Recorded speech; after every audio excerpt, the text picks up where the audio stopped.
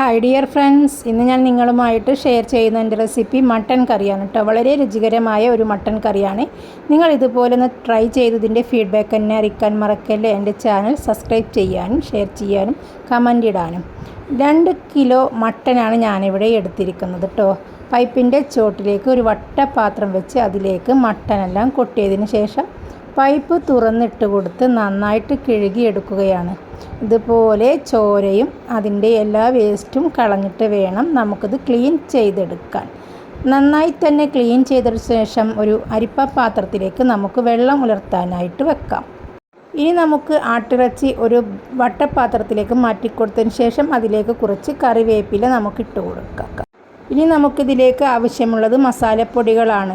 ഞാനിവിടെ ഒരു 4 table spoon മല്ലിപ്പൊടിയും 2 ടേബിൾ സ്പൂൺ മുളക് പൊടിയും 1 ടീസ്പൂൺ മഞ്ഞൾപ്പൊടിയും ഒന്ന് ചൂടാക്കിയിട്ടാണ് ഈ ആട്ടിറച്ചിയിലേക്ക് ഇട്ട് കൊടുക്കുന്നത്.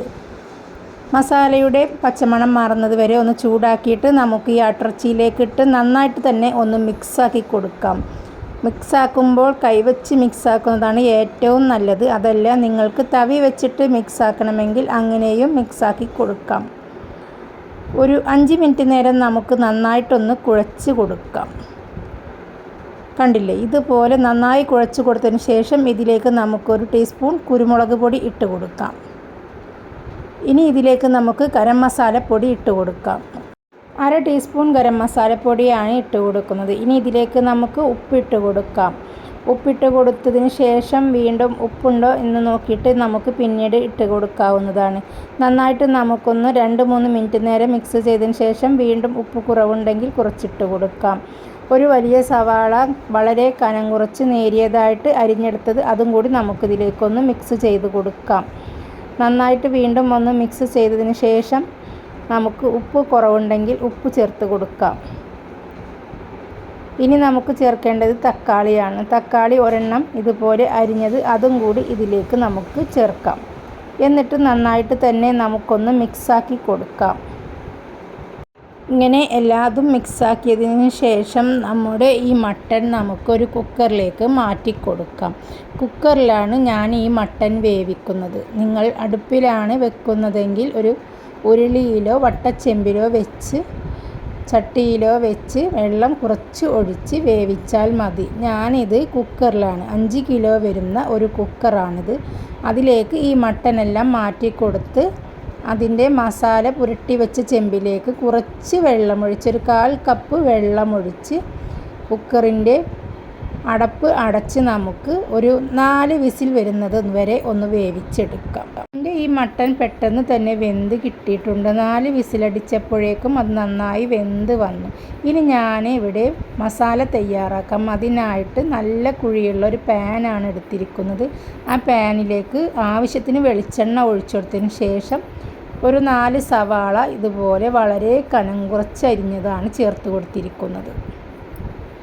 നന്നായിട്ട് നമുക്ക് ഈ സവാള ഒന്ന് വഴറ്റി കൊടുക്കാം. ഇതിൻ്റെ കളർ മാറാനായിട്ട് നമുക്കിതിലേക്ക് ഒരു നുള്ള് ഉപ്പിട്ട് കൊടുക്കാം. രാത്രിയിലാണ് ഞാൻ ഈ വീഡിയോ എടുക്കുന്നത്, അതുകൊണ്ടാണ് ഇരുട്ട് പോലെ തോന്നുന്നത് കേട്ടോ. ഇതിലേക്ക് ഞാൻ 1 ടേബിൾ സ്പൂൺ പച്ചമുളക് ചതച്ചതും 1 ടേബിൾ സ്പൂൺ ഇഞ്ചി ചതച്ചതും 1 ടേബിൾ സ്പൂൺ വെളുത്തുള്ളി ചതച്ചതും ചേർത്ത് കൊടുക്കുന്നുണ്ട്. ചെറിയ ടേബിൾ സ്പൂൺ ആയതുകൊണ്ടാണ് അത്രയും എടുക്കുന്നത് കേട്ടോ. ഇനി നമുക്കിതിലേക്ക് കുറച്ച് കറിവേപ്പില, 1/2 ടീസ്പൂൺ മഞ്ഞൾപ്പൊടി, കണ്ടില്ലേ, 1 ടീസ്പൂൺ മല്ലിപ്പൊടി, 1/2 ടീസ്പൂൺ മുളക് പൊടി. നമ്മുടെ മസാലയെല്ലാം നമുക്ക് മട്ടനിൽ ഇട്ടത് കൊണ്ട് ഇതിലേക്ക് കുറച്ച് മസാലപ്പൊടികൾ ചേർത്താൽ മതി. ഇതിലേക്ക് ഒരു 1/2 ടീസ്പൂൺ കുരുമുളക് പൊടി, 1/4 ടീസ്പൂൺ ഗരം മസാലപ്പൊടി, അങ്ങനെ എല്ലാതും കുറച്ച് ചേർത്താൽ മതി. നന്നായി വഴറ്റിക്കൊടുത്തതിന് ശേഷം ഇതിലേക്ക് നമുക്ക് 2-4 തക്കാളി അരിഞ്ഞതും കൂടി ചേർക്കാം. 4 തക്കാളി അരിഞ്ഞതും കൂടി ചേർത്ത് നന്നായിട്ടൊന്ന് വഴറ്റിക്കൊടുക്കാം. അങ്ങനെ അത് മസാല റെഡിയായതിന് ശേഷം കണ്ടോ, നമ്മുടെ ഗ്രേവി ഇവിടെ നന്നായി റെഡിയായി വന്നിട്ടുണ്ട്. ഇതിലേക്ക് നമുക്ക് നമ്മുടെ മട്ടൻ വെന്തത് ചേർത്ത് കൊടുക്കാം. മട്ടൻ നന്നായി വെന്ത് വന്നിട്ടുണ്ട്. ആ മട്ടൻ ഇതിലേക്ക് കോരിയിടുകയാണ്. കണ്ടില്ലേ, കുക്കറിൽ നിന്ന് ഇത് നമ്മുടെ ഈ പാത്രത്തിലേക്ക് നമുക്ക് മാറ്റി കൊടുക്കാം. നല്ല കുഴിയുള്ള നീളത്തിലുള്ളൊരു പാത്രമായതുകൊണ്ട് നമ്മുടെ ഈ മട്ടനെല്ലാം ഇതിൽ ഒതുങ്ങും. അതുപോലെയുള്ളൊരു പാത്രം എടുത്തിട്ട് വേണം നിങ്ങൾ ഇതുപോലെ ഒന്ന് ഗ്രേവിയൊക്കെ ഉണ്ടാക്കാൻ. കണ്ടോ, ഈ മട്ടനെല്ലാം ഇതിൽ മുഴുവനായിട്ടും ഒതുങ്ങിക്കഴിഞ്ഞു. ഇനി നമുക്ക് ഉപ്പുണ്ടോ നോക്കാം. എന്തൊക്കെ കുറവുകളാണ് ഉള്ളതെങ്കിൽ അതെല്ലാം നമുക്കൊന്ന് നോക്കാം. ഇനി നമുക്ക് ഇതിലേക്ക് ചേർക്കാനുള്ളത് തേങ്ങ അരച്ചതാണ് കേട്ടോ. നമുക്കിതിലേക്ക് ഒരു തേങ്ങ ചിരവിയെടുത്ത് ആ തേങ്ങ മിക്സിയുടെ ജാറിലിട്ടിട്ടൊന്ന് അരച്ചെടുക്കാം. അതിലേക്ക് ഒരു നുള്ളു ഗരം മസാലപ്പൊടി കൂടി ഇട്ടിട്ട് നമുക്ക് അരച്ചെടുത്തിട്ട് നന്നായിട്ട് പേസ്റ്റ് പോലെ അരച്ചെടുത്ത നമ്മുടെ ഈ തേങ്ങ നമുക്ക് ഈ മട്ടൻ കറിയിലേക്ക് നമുക്ക് ഒഴിച്ചു കൊടുക്കാം. കണ്ടോ, വളരെ രുചികരമായ ഒരു മട്ടൻ കറിയാണ് ഇവിടെ തയ്യാറായിക്കൊണ്ടിരിക്കുന്നത്. നന്നായിട്ട് ഇളക്കി ഇനി നമുക്കിത് തിളക്കാനായിട്ട് വെക്കാം. നന്നായി തിളച്ച് വന്നാൽ ഇതിലേക്ക് നമുക്ക് എന്താ ചെയ്യേണ്ടതെന്നറിയോ?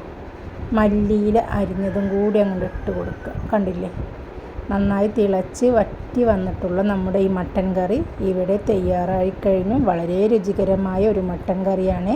നിങ്ങൾ തീർച്ചയായും ഇതുപോലെ ഉണ്ടാക്കി ഫീഡ്ബാക്ക് എന്നെ അറിയിക്കൂ.